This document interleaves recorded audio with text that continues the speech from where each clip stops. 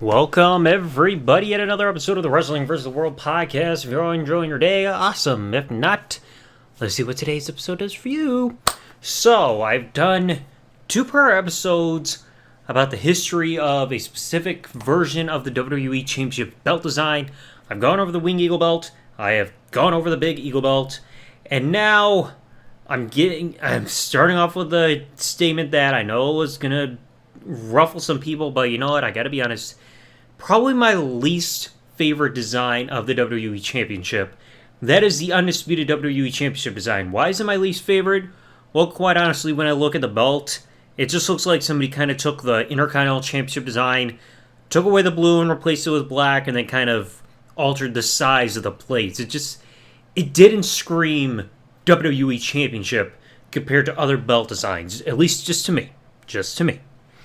But despite that, I know there are a lot of people who love the belt, and I figure why not finally go over the history of the Undisputed WWE Championship belt design? Because like I said, been over the previous two belts, why don't we go over this one? Now, it's not going to be as long of an episode because this belt did not have as long of a life as the other couple of previous belt designs, because this belt design only lasted about 3 years.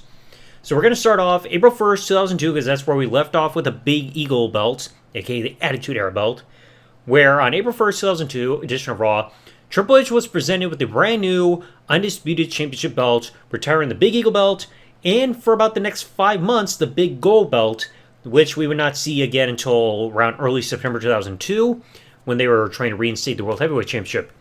Now, this belt would end up being the first time, at least to my knowledge, unless they did something with the old school belt back in the 80s, where the WWE Championship itself finally has a nameplate on the belt. Because we didn't have that with the Wing Eagle belt or even the Attitude Era belt. There was no room for any customization to identify who the official champion was. So that was a nice new addition.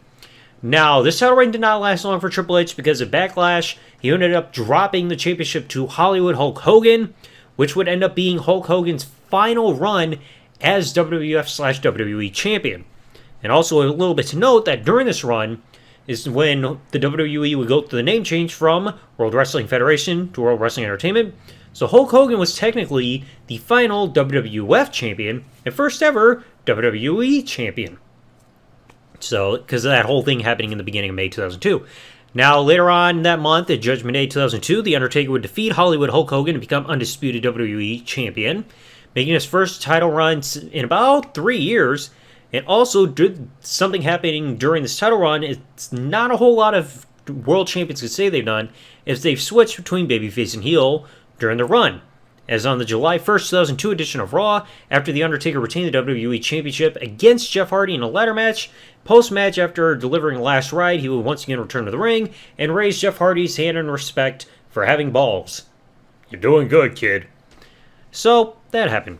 Now, we jump forward to Vengeance 2002 because two significant things happened involving the championship. First off, The Rock would defeat Kurt Angle and The Undertaker in a triple threat match to become the brand new Undisputed WWE Champion. This would end up being The Rock's final title run with the belt until 2013. But also, it was this very night where we saw the debut of the V2 belt. That's right, it took until this night, a couple months after the company name change, for the belt to get its design. The belt got bigger, and also it finally got the new WWE scratch logo at the top of the center plate, and the main part of the plate would go from saying World Wrestling Federation to World Wrestling Entertainment. So it took a couple months for the belt to get an update for its overall look, including the size and everything, but it finally happened here at Vengeance. Now, this title run was once again one of The Rock's shortest runs, because the next month at SummerSlam, he would drop the championship to Brock Lesnar, and Brock Lesnar, I believe, still to this day, is counted as the youngest WWE champion in history at the age of 25. Not overall world champion, WWE champion, youngest to hold that belt. Okay? I have to clarify that because otherwise people are going to get it confused once in a while because they keep saying, oh no, like somebody else is youngest champion, WWE champion. It's like, no, you're thinking world champion. Get it right. Now, during this run, right after Brock Lesnar became WWE Undisputed Champion, he became exclusive to SmackDown as of the following night after SummerSlam. And actually, the SmackDown after Raw, you would actually get a bit of a graphic on TV to show that Brock Lesnar, for the final time, was listed as WWE Undisputed Champion.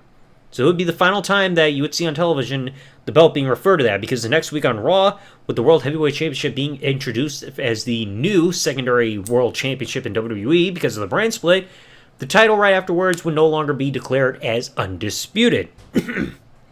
Now, of course, this was during Brock's undefeated streak.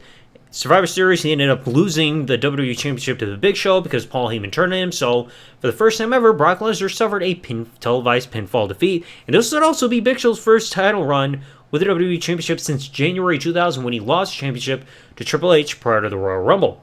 So, first time Big Show's like, "Wow, I'm a champion." Yeah. Tough to try to do a podcast episode after you just had dinner.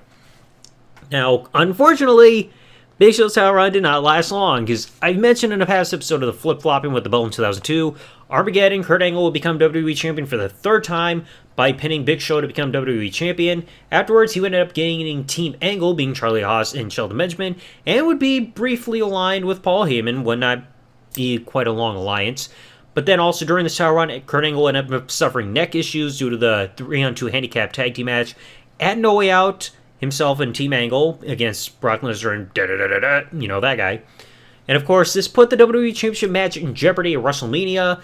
It was thought that Kurt Angle was going to drop the championship before WrestleMania, but Kurt Angle insisted on having the match. He would drop the championship at WrestleMania 19 to Brock Lesnar, who got a serious concussion after botching the Shooting Star Press.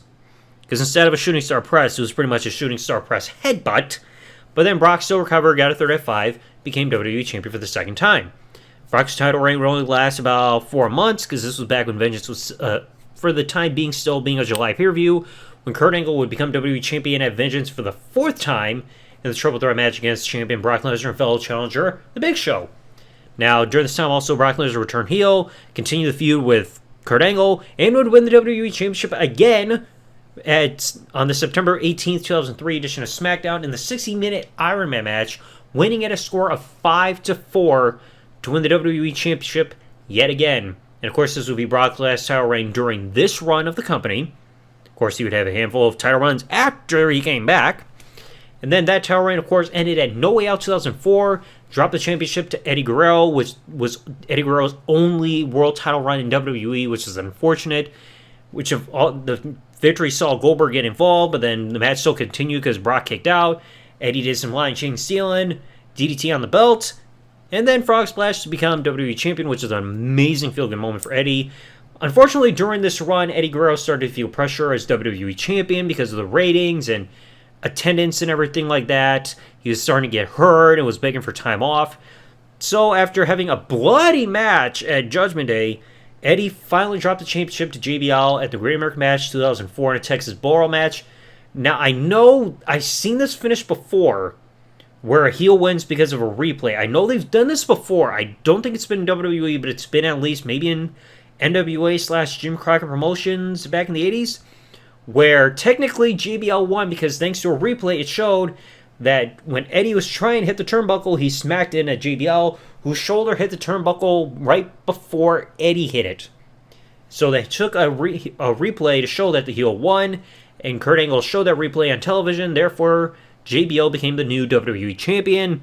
I've discussed my disdain for this title reign, because we know the booking was bad for JBL. But thankfully, the title reign would end at WrestleMania 21. John Cena would win the WWE Championship from JBL for his first ever reign with the championship.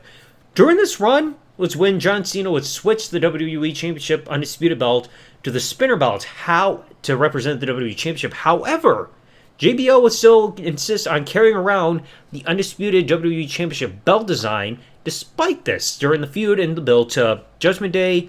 And finally, at Judgment Day, the Undisputed WWE Championship belt would be seen for the final time. JBL would actually enter the ring out of his limo with that physical belt. John Cena would win the I Quit match to retain the WWE Championship and would pose, despite being insanely bloody, with both the spinner belt and the Undisputed title belt designs over his head to conclude the pay-per-view.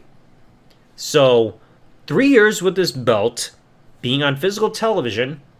Like I said, I know a lot of people love this belt. For me, it did not feel, in terms of overall design, like I mentioned at the beginning of the episode, it did not look like a WWE World Championship when you compare like the prior designs with the Wing Eagle and Big Eagle belts.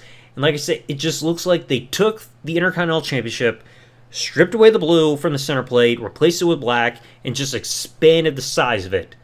It just, to me, it was not the best design, at least in my opinion. I know a lot of people love it. If you all love it, that's your decision.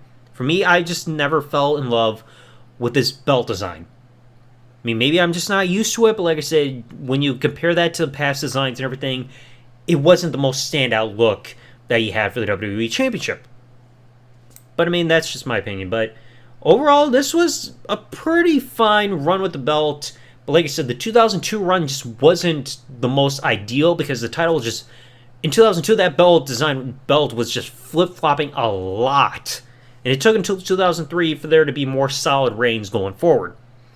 But I want you all to let me know in the comment section below, what did you think about the Undisputed WWE Championship belt design that we had from April 1st, 2002 up until the last time we saw it at Judgment Day 2005? Let me know what you all thought in the comment section below. If you enjoyed today's episode, it's /history lesson down memory lane, whatever the frick. Let me know what you thought in the comment section below. If you enjoyed the episode, leave a like, comment what you thought, subscribe with the bell turned on if you're watching this on YouTube /listening, or if you're listening to this on any other service, give me a follow. And I hope to catch you all in the next episode. Thanks for listening, everybody. Like, comment, subscribe. Peace out, and good day, everybody.